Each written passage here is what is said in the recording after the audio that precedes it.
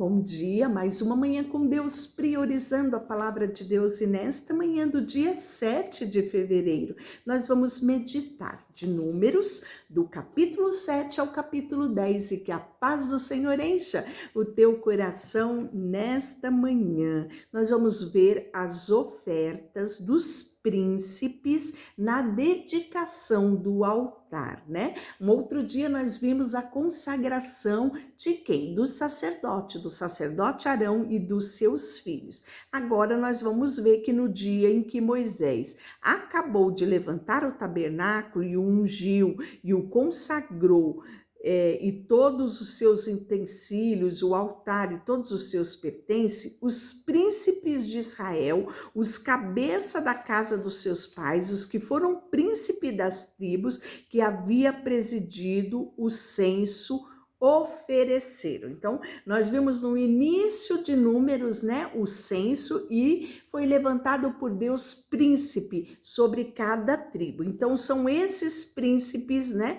que vem e traz, né, a oferta diante do altar do Senhor. Recebe o deles e será destinada ao serviço da tenda da congregação e o dará aos levitas, cada um segundo o seu serviço. O que está falando? Quando eles vieram, eles trouxeram carros de boi. Isso mesmo.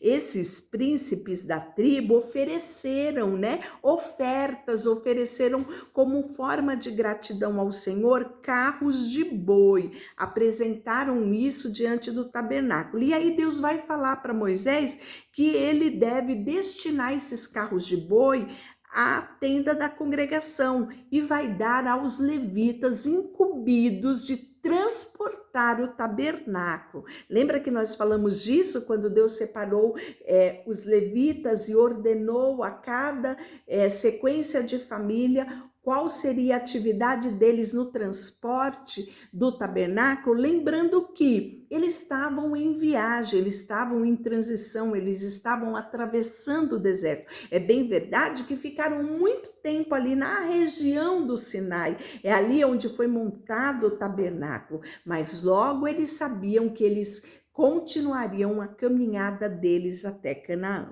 E aí nós vamos ver que Moisés vai receber esses carros de boi e vai dar aos levitas. Quais foram os levitas? 2 carros e 4 bois, deu aos filhos de Gerson, para eles, segundo o serviço que tinha sido dado para eles. 4 carros de boi deu aos filhos de Merari, porém Deus não mandou entregar carro de boi à família, a tribo, né, dos filhos de Coate, né? Então nós estamos falando dessas tribos aqui, mas são todos da tribo de Levi, todos levitas. Mas na tribo de Levi tinham várias famílias, né? Então a família dos filhos de Gerson receberam, né, 2 carros de boi. A família dos filhos de Merari receberam 4. E os filhos de Coate não recebeu nenhum. Por quê? O trabalho deles era transportar, né? Não precisava de carro de boi, era transportado no ombro, que era, por exemplo, a Arca da Aliança, né? Ela não podia ser levada em carro de boi, mas sobre os ombros, né, dos sacerdotes e levitas. E aí eles vão trazer, oferecer, né, ao Senhor oferta. E tudo isso aconteceu nos carros de boi. E aí no segundo dia foi feita a oferta, né, de Natanael, filho de Zoar, da tribo de Issacar. Então todos os príncipes das tribos vão vir e vão oferecer oferta ao Senhor. No segundo dia foi a vez da tribo de Issacar. No terceiro dia foi Zebulon. No quarto dia foi a tribo de Ruben. No quinto dia, tribo de Simeão.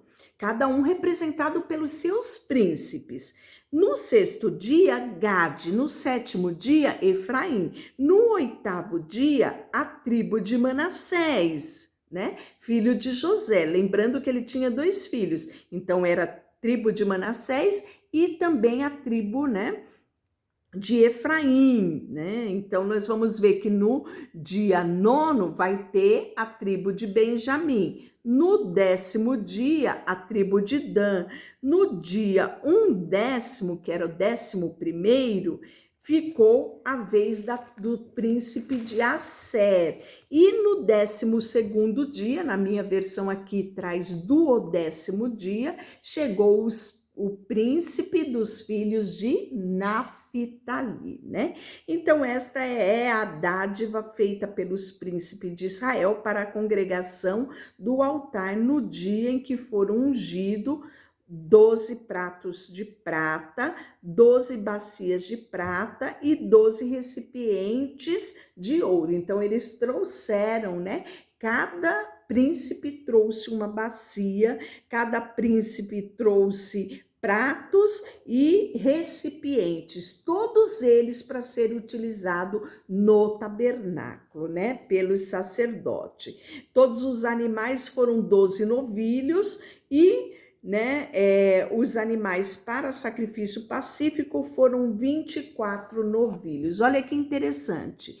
Quando entrava Moisés na tenda da congregação para falar com o Senhor, então ouvia a voz que lhe falava em cima do propiciatório que estava sobre a arca do testemunho, entre os 2 querubins que lhe falava, né? No capítulo 8, é as 7 lâmpadas do santuário que tinha a posição correta de ser colocada, né? É falado aqui. Depois tivemos a consagração desses levitas. Então, toma os levitas do meio dos filhos de Israel e purifica. Então, antes da consagração, eles passavam pelo período da purificação. E como era essa purificação? Lavava-se as vestes, lavava também o corpo, né? Aspergia sobre ele a água da expiação e sobre todo o seu corpo passaria a navalha, né? E haveria também o lavar das vestes,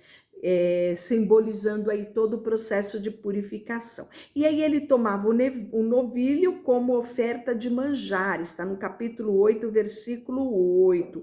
Quando, pois, fizeram chegar os levitas perante o Senhor, os filhos de Israel porão a mão sobre eles, né? Olha que lindo essa cerimônia. Arão apresentará os levitas como oferta movida ao Senhor. E separarás os levitas do meio dos filhos de Israel, e os levitas serão meus, né? Porque meu é todo primogênito entre os filhos de Israel, tanto o homem quanto dos animais, no dia em que da terra do Egito, né, feri todos os primogênitos, consagrei-os a mim. Então, lá no Egito, a última praga foi a morte dos primogênitos, mas do arraial de Israel, nenhum primogênito morreu. Ao invés disso, foram consagrados ao Senhor. E aí, Deus vai fazer o que agora? Tomar os levitas em lugar de todo o primogênito da casa de Israel. Os levitas se purificarão, lavarão suas vestes, Arão os apresentou por oferta movida perante o Senhor e fez expiação por ele na purificação. Capítulo 9, celebração da Páscoa. Olha que já é a segunda, né? No ano 2º da sua saída da terra do Egito. Então, eles comemoraram a Páscoa, que quer dizer passagem lá, né? Na saída já, né?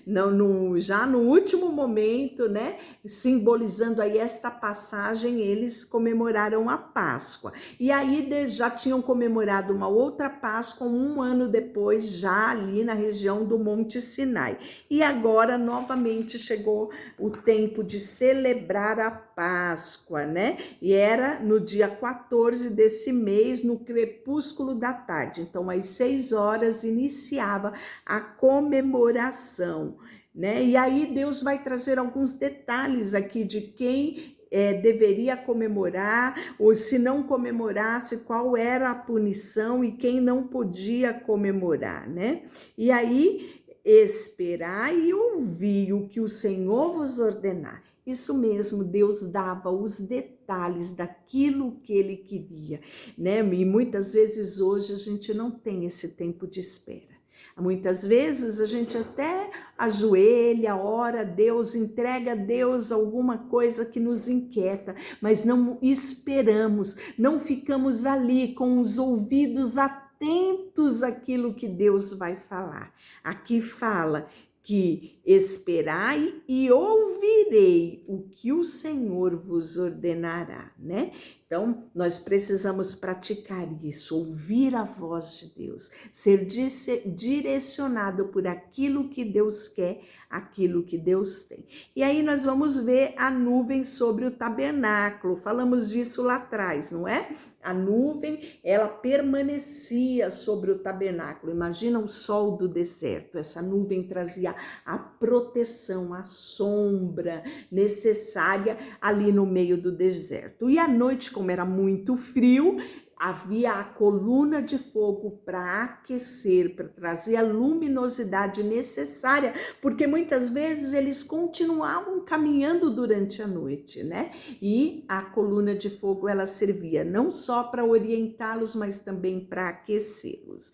Então aí nós vamos ver que no capítulo 10 Deus vai ordenar que Moisés faça 2 trombetas de prata. E aí você vai ler aqui no texto, quando tocar, toda a congregação se ajuntará a ti, à porta da tenda da congregação. Então essas trombetas era para quê? Para serem tocadas no meio do arraial, e depende do tipo do toque, eles identificariam qual era a chamada feita, né, pela trombeta. Você não dá tempo da gente espanar tudo, você vai ler aqui e vai descobrir, né, esses toques. Até hoje, né, em meio à guerra, em meio ao exército, tudo mais, é sim usado essa técnica de se tocar a trombeta, né? E para cada situação tem um toque diferenciado, né? E aí nós vamos ver que os levitas partem do Sinai. Estamos levantando o acampamento e vamos retomar a nossa jornada pelo deserto. E havia uma ordem na marcha das tribos, né? Então lá na frente ficava Judá, Issacar e Zebulon, linha de frente. Logo em seguida vinha Ruben, Simeão e Gate. Atrás vinha Efraim, Manassés e Benjamim. E por último, Dan, Asser e Naftali. Olha que organização. Até mesmo para caminhar no deserto havia ordem, né? Então vamos orar? Senhor, nesta manhã queremos colocar o nosso coração diante de Ti, a nossa vida, e queremos, Papai, aprendermos mais de Ti, a dependermos de Ti, a ouvirmos a Tua voz nos pequenos detalhes, Senhor. O Senhor se movimentava e o Senhor era com o povo ali na trajetória pelo deserto. Nós queremos também ouvir a Tua voz, Senhor, e termos segurança no nosso caminhar aqui nessa terra. Depositamos diante de Ti tudo o que temos e tudo o que somos, em nome de Jesus. Amém. Deus te abençoe.